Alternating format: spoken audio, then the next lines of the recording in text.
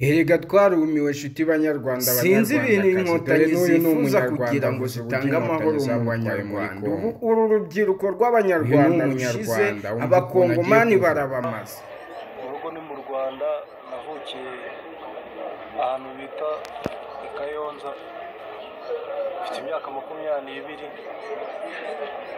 ninjiye mu gisirikare cy'u Rwanda 2022.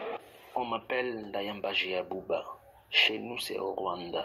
Je suis né à Kayonza. J'ai 22 ans. Je me suis fait enrôler dans l'armée rwandaise RDF en 2022. Je fais une formation d'une année avant de poursuivre d'autres formations. C'est en début de cette année 2024 que j'ai fini ma formation.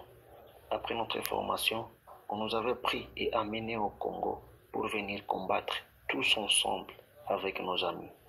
Aussitôt arrivés dans les villages du Congo, les affrontements ont commencé et l'on a pilonné notre position.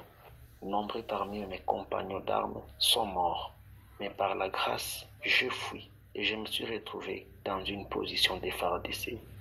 Dans l'armée rwandaise, je le grade de private. Mon numéro matricule est 14 28 51. J'ai fait ma prise d'armes au début de l'année 2024. Beaucoup de mes frères d'armes ont été tués ici au Congo. Le message que je peux envoyer à mes frères au Rwanda est que nous étions partis au Congo pour faire la guerre aux côtés du M23. Mais beaucoup de nos hommes ont été tués. Maintenant, je ne sais pas où se trouvent mes compagnons d'armes, mais je sais que nombreux sont morts et d'autres ont pris de directions inconnues. Mes parents sont aujourd'hui au Rwanda.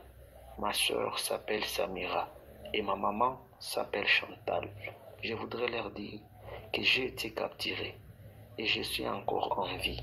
Si Dieu le voudra, on se reverra. Na mushiki wanjye umwe bita Samira na mama bita Chantal, abasuhuza babwira ko nyiri muzima kandi Imana nibishaka tuzongera tukabonana. Ikintu nabwira abanyarwanda